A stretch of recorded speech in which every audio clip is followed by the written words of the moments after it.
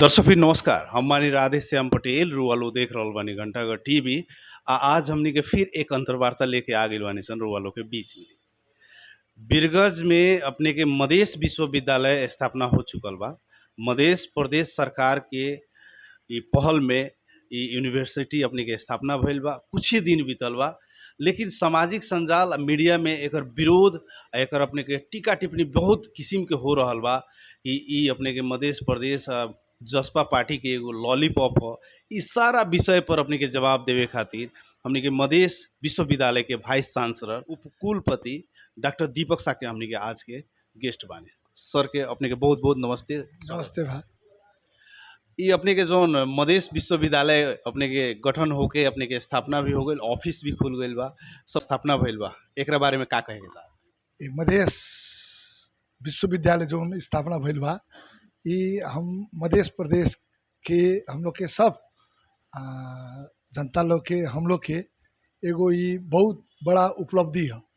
काहे कि हम सबसे कहता नहीं कि हम लोग बीरगंज में विशेष करके बीरगंज मधेश में हम लोग 7 दशक से लागल बानी कि एगो विश्वविद्यालय होके के चाहिए। इससे पहला भी हम कहले बानी, हम लोग के 7 वर्ष पहले यहाँ तनी एगो विद्यापीठ महाविद्यालय करके खुलल रहे, श्रीपुर महाविद्यालय करके। तो उ बगल में परिकल्पना कर रहे विश्वविद्यालय के। ओकर बाद 2054 साल में लाके सर रहन तो बीरगंज विश्वविद्यालय खातिर हम लोग परिकल्पना के आगे बढ़े सन। वो निरंतरता चलत रहे, पीछे रुक गए कोनो कारण से। फिर 63 साल में तनी ओकर पुनर्गठन भइल। हम लोग के भगवान सर संयोजक बन के हम लोग फिर ओकरा आगे बढ़नी सन। तो वो करते करते हम लोग के लेकिन संघीय सरकार से विभिन्न कारण से हम लोग के प्राप्त होकर ना सकल। तो जब हम लोग प्रदेश सरकार बनल तो प्रदेश सरकार में एगो अधिकार रहे कि अपन प्रदेश में एगो यूनिवर्सिटी खोल सकता। तो वो खातिर हम लोग वो मिलते रही संघीय से, लेकिन अपन प्रदेश सरकार से एगो काहे ना पहल कर जाओ करके हम लोग पहल करनी सन। तो पहल करला के बाद अंतिम भइल तो हम लोग के मधेश विश्वविद्यालय ये मिलल। ये हम लोग खातिर एगो बहुत बड़ा उपलब्धि है। ये एक दिन में मिलल ना है, हम लोग बहुत सालों से या मधेश सरकार से भी कमती में हम लोग 3-4 साल से दौड़त रही। ओकर बाद डीम कॉलेज खोले के बीरगंज टेक्निकल विश्वविद्यालय करके आइल। हम लोग ओकर ना माननी सन कि टेक्निकल डीम यूनिवर्सिटी का होके लगे, एगो टेक्निकल जोन खोलल, जोन जगह में खोलल उहे जगह में खाली उहे सब्जेक्ट पढ़ा के। लेकिन आज हम लोग के का ये मधेश विश्वविद्यालय ये जस्ट लाइक तिरवन विश्वविद्यालय बा, पूर्वांचल विश्वविद्यालय एप्लीकेशन दे सकतानी। हम लोग अपने कोर्स लोग डेवलप कर सकतानी, हम लोग अपने हिसाब से चला सकतानी और राष्ट्रीय अंतर्राष्ट्रीय यूनिवर्सिटी लोग से हम लोग समन्वय कर सकतानी। हाँ, अच्छा, सबसे पहले बताएं कि जब स्थापना भी हो गई, ऑफिस भी खुल गए, इंफ्रास्ट्रक्चर डेवलपमेंट के जौन काम बा कितना साल लागी?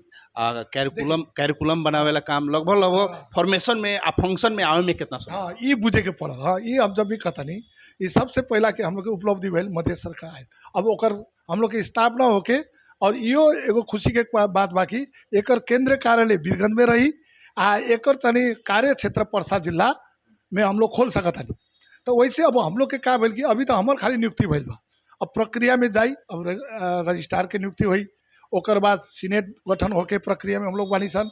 सीनेट होकर बाद तो नियमावली बनी, 3 महीना के भीतर में हम लोग नियमावली बना के पड़ी। अब नियमावली बनी तब हम लोग तनी एगो सब्जेक्ट कमेटी बनाए सन। और सब्जेक्ट कमेटी से अभी खातिर कमती में हम लोग चाहतानी कि एगो प्राविधिक शिक्षा BBA जो चलता उ ना, जैसे पॉलीटेक्निक्स के हम लोग के मधेश चानी प्रदेश में एगो भी पॉलीटेक्निक्स कॉलेज नहीं के गवर्नमेंट के बड़का। एमे कंप्यूटर के IT के कोनो कॉलेज लोग नहीं के, एग्रीकल्चर मैनेजमेंट कोनो कॉलेज लोग नहीं के। तो हम लोग वैसन देख के एगो तनी कोर्स डेवलपमेंट करें आ कोर्स डेवलपमेंट करके कमती में एगो या दूगो विषय में 40 जना भी विद्यार्थी होई था। आए वाला सेशन से हम लोग के चला के प्रक्रिया बा एक ये भइल कोर्स चला के। अब जब यूनिवर्सिटी के रहुआ बात करनी है, देखिए यूनिवर्सिटी के अब हम लोग परिकल्पना 25 वर्ष के करता नहीं सन। वहाँ मेडिकल कॉलेज हुई, इंडस्ट्रियल कॉलेज, वैसे हम लोग कमती में देखता नहीं सन ओकरा 50 से 100 बीघा जमीन चाहिए। तो वह देखते हो कि अभी हम पोखरिया गई नहीं है, वहाँ से भी बहुत आदमी लोग अभी हम लोग मिलल बा गाँव में। हम लोग के चाहता नहीं कि ये पोखरिया के सराउंडिंग में खोले या बीरगंज से यानी कमती 15-20 किलोमीटर भीतर खोली, हम लोग के पश्चिम में खुली तो पूरा हम लोग के यानी परसा जिला के विकास।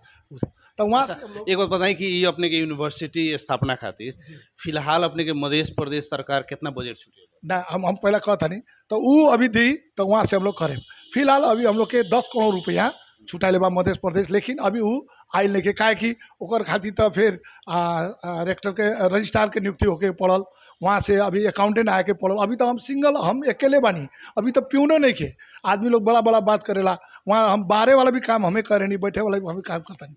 अभी दसई में हम लोग प्रक्रिया में गए बानी और वहाँ से अब अभी के सामाजिक विकास मंत्रालय में हम लोग निवेदन कर ले बानी, अकाउंटेंट और प्रशासक आई ना, ओकर बाद फिर हम लोग के अब रजिस्ट्रार की नियुक्ति हुई, तब जाके हम लोग बैंक में खाता खोले बानी, पैसा आई तब हमारे विचार में चली तिहार के बाद पैसा आई तो हम लोग ओकरा अभी सब किराए में कर ले बानी। अब व्यक्तिगत हम लगा ले बानी, कितना साथी लोग से ले ले बानी, बहुत दुकान लोग में अभी किराए में हम लेके कितना पैसा खर्चा हो चुका बा? लगभग हो गए वही 10-12 लाख रुपया खर्च हो गई बा। अच्छा, एक बात बताएं कि जे मगर एकरा के फंक्शन में ले आवे खातिर कितना साल लगी आ कितना पैसा के अभी के नीड बा? देखिए ये तो वो लोग पहला विश्वविद्यालय जानते नहीं कि अभी शुरू में हम ना करिए, 1 साल में करी ये तो 10 करोड़ लाई तो उससे हम लोग के हो जाए, लेकिन हम लोग 5 वर्ष और 25 वर्ष के सोचता नहीं। अभी हम लोग काय 50 बीघा सोचता नहीं कि देखिए जैसे कीर्तिपुर कॉलेज है, पहला ले तो आदमी कहते रहे वैसा गाँव में वैसा का चली, अब छोट हो गई। यूनिवर्सिटी कॉलेज ना है, यूनिवर्सिटी में विभिन्न फैकल्टी, आजू हम 2 फैकल्टीज करें, लेकिन बिहान वहाँ मेडिकल कॉलेज हुई, इंजीनियरिंग कॉलेज हुई, पॉलिटेक्निक के कॉलेज हुई, एग्रीकल्चर के कॉलेज हुई। तो हमर सवाल बाकी जे अपने के बच्चा अपने के पढ़े लगे सन कब से? पढ़े के तो हम लोग प्रयास करता नहीं, कमती में 40 गोड़ा हुई तो नेक्स्ट ईयर से नेक्स्ट सेशन जो शुरू हुई वहाँ से हम लोग के एगो हम लोग कोनो बैच शुरू करें सन। ओकर बाद हर एक साल हम लोग के अध्ययन होते लाई, ओकर बाद हम लोग तने सेक्शन या विषयगत थपते जाए सन। अच्छा, शुरू में अपने के जैसे अब एगो प्रश्न का उठ रहा बा कि दीपक सर ठाकुराम से भी आबद बानी, वहाँ के अपन एगो पर्सनल कॉलेज भी बा बीपीसी, या मधेश विश्वविद्यालय के भी अपने के मुख्य पद अपने ही के मिल गए, तो ये हिसाब से अपने एकरा के जिम्मेवारी निर्वहन कर सके? देखिए हम ठाकुराम से तब 35 वर्ष काम के रिटायर हो गए बानी। एगो हमार कॉलेज बा वहाँ से भी हम चेयरमैन सब छोड़ दिल बानी।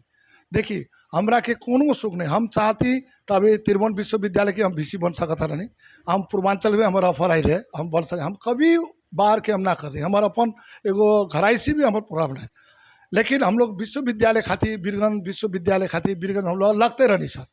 तो ये एगो हमरा के मंत्री जी बोला के कल तो हम कथी ठीक बा, हम रिटायर भी हो गई 5 साल बा, तो हम खाली अपन देख के ना होई, हम लोग के बीरगंज खाती तराई खाती विदेश मधेश खाती हम कुछ कर सकता नहीं, एगो अवसर बा, चुनावते भी बा, लेकिन हम पूर्ण रूप से कहें रोवा हमरा के जाने नहीं भी, हम यही जनमल बानी, हमार कर्म क्षेत्र है, मरण क्षेत्र भी यही है ना। ला हम कॉलेज अपन खुलल बा तो कभी हम प्राइवेट में ना चलेनी, जब भी हमार कैसे यहाँ शिक्षा के विकास हुई, तो ई अर्थ में मधेश विश्वविद्यालय एगो अवसर के रूप में हम आयल बानी। हमार तन मन पूरा रूप में हम 5 बरस हम ओकर बाद हम फिर रिपीट करे वाला नहीं कि एकर एगो पूर्वाधार बनाएम, एकर चने एगो पूर्वाधार बना के कमती में 25 वर्ष के एगो पूर्वाधार बनाएम, जमीन मिल जाता है तो हम डीपीआर बनाएम, डीपीआर बना कमती में 200 करोड़ के निर्माण हम अभी पूरा करके 5 वर्ष में कमती में हम लोग वो पूरा करके एगो इंफ्रास्ट्रक्चर बना के जाएम कि आए वाला जो हम लोग से भी बुद्धिमान हुई पीछे भी आए वाला बा उ लोग के चने चलाए खातिर सजिलो हुई। वैसे हम जैसे अपने विश्वास दिलाता नहीं कि मधेश विश्वविद्यालय नेपाल के एगो नमूना विश्वविद्यालय के रूप में हम एकरा के चने स्थापना करें, परिचालन करें। बोर्ड जौन बा मेन गेट अगर कहले ओकर ऑफिस के अपने के ऊपर लिखल बा नेशनल ट्रेडिंग, ऊपर बोर्ड लागल बा अपने के बीरगंज मधेश विश्वविद्यालय, ई अपने गड़बड़ी कहाँ से? ना गड़बड़ी ना भाई, देखिए हम ना करें फूल के आँखा में फूले संसार, काँड़ा के आँखा में काँड़े संसार। हम लोग जब उद्घाटन करनी है तब बहुत बड़ा वहाँ नेशनल इन्फोर्ट हम सब कॉलेज के अनुरोध करनी है कि हम लोग के बीरगंज में आवता हिमालयन पिरामिड के बाद नेशनल इन्फोटेक के रहे, आवाज रोआ थानी जीवन ज्योति के रहे, गौतम स्कूल के रहे, प्रचार में रोआ सानवी रेडियो के, सबके हम अनुरोध करी, बैंक के रहे, कुमारी बैंक के रहे, सब गोड़ा के वहाँ प्रचार रहे। वे क्रम में एगो हम लोग के बोर्ड जहाँ से बनल है हमरो बीरगंज के भी रहे, उनमें एगो बोर्ड बीरगंज पब्लिक कॉलेज, लेकिन हम तब उनमें रहनी, अब कार्यक्रम वाला कथी कहल कि हमार बोर्ड के आगे रख दिलक, वहाँ 10 गो बोर्ड बा। ये सब देखिए रोवा कोनो कार्यक्रम रहना नहीं, आजकल 50 गोड़ा के शुभकामना रखेला कि ना, एगो ओकरा के रख देलक। ऐसे ई तनी कोनो बड़का बात जनता लोग कह रहल बा कि जे मधेश सरकार के जनता भुलियावे वाला काम कैले बा। राजधानी तो जनकपुर ले ललक है कि ना, मुख्यमंत्री देलक राजधानी जनकपुर चल गए।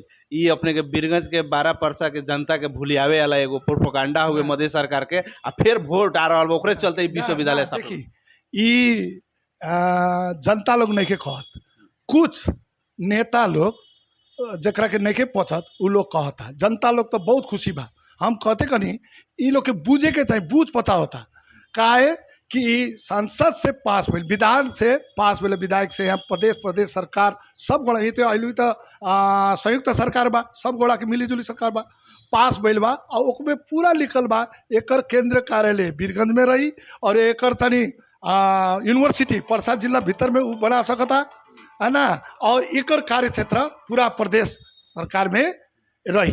अब एकरा कोनो बीरगंज से फिर जनकपुर या कहीं कोनो लेके जा नहीं के सका। मधेश के शिक्षा कैसन होखे के चाही आ जौना पर अपने लोगन के मधेश विश्वविद्यालय काम करे।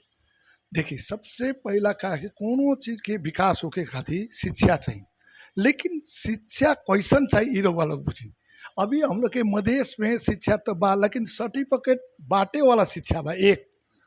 दोसर का बाकी बहुत पुरान है ना, पुरान पद्धति के शिक्षा बा, जैसे बीकॉम, अब BBA, जैसे अब हो गई MSc, B.Ed एजुकेशन, आर्ट्स, ई लोग बा। जमाना अब फर्क आ गई बा। अब तो का चाहिए कि IT के जमाना आ गई, पॉलिटेक्निक्स के जमाना आ गई, रउआ अप्लाइड कोर्स लोग के जमाना आ गई। तो ये सब बात अभी हम लोग में नहीं है। वैसे हम लोग जोन पढ़ाओता नहीं नु वो लोग खाली एगो एम्प्लॉय बन के जाता। अब का हो गई यूनिवर्सिटी के अर्थ का है, अब हम लोग अपन कोर्स हम लोग के आवश्यकता अनुसार बनाए सकतानी और हम लोग चला सकतानी। अपने के मधेश के एगो और बीमारी का बा सर, मधेश के जितना भी कॉलेज बा चाहे स्कूल बा, पढ़ाई होला, परीक्षा होला, आ चीट चोरे वाला बीमारी जौन बा अपने के गइल नहीं के। तो मधेश विश्वविद्यालय में भी ट्रेंड कंटिन्यू रही कि ओकरा के अपने के देखिए हम कहते बानी वैसे अब हम लोग जो मधेश विश्वविद्यालय लाइन बानी नु ई राष्ट्रीय अंतर्राष्ट्रीय स्तर के बनाए। वैसे हम रउआ कनिया रउआ एक बार हम लोग कॉलेज ना करें यहाँ बिक गए। आज रउआ कनिया के उद्घाटन में हम उद्घाटन में को VC के लेनी बीरगंज के नेपाल के सबसे बड़का टॉप कॉलेज लोग के VC रजिस्ट्रार विज्ञ लोग के ले बनी। काहे ले बनी कि हम लोग वहाँ लोग के सहयोग लेके जोन कोर्स चलता उ ना चलाम सन, जोन हम लोग के मध्य प्रदेश में आवश्यकता बा, जोन पढ़ के 4 वर्ष बाद जैसे डिग्री ली ओकरा की त काम मिली कि तो वो अपन स्वरोजगार कर सकता और अंतर्राष्ट्रीय बाजार में वो बिक्री हो सके के चाहते नहीं। बीरगंज और नेपाल के जितना भी विद्यार्थी लोग बा इंडियन मार्केट में, इंडियन अपने के कॉलेज में, चाहे अपने के ऑस्ट्रेलिया, कनाडा, अमेरिका, ये सब ज़्यादा मतलब पढ़े जाता लोग और उन्हें कामों करता लोग, धीरे धीरे सेटल डाउन हो जाता लोग। सबसे पहले यहाँ विश्वविद्यालय अपने के स्थापना हो जाए अगर चालू हो जाता तो यहाँ के बड़का जो VVVIP जो लोग बा लोग वहाँ के लड़का लड़की पढ़ियो। देखिए हमार विश्वविद्यालय जोन बढ़े में एगो किसान के बेटा से लेके यहाँ के इंडस्ट्रियलिस्ट के बेटा भी वहाँ पढ़ी। जनता लोग सवाल कर रहा बा कि जे नेताजी लोग के बेटा पढ़ी तब जनता के बेटा पढ़ी। ना हम लोग जोन यूनिवर्सिटी के परिकल्पना करल बानी वहाँ जनता के बेटा या नेता के बेटा ना, हम लोग के सब मध्य प्रदेश के बेटा पढ़ी वहाँ।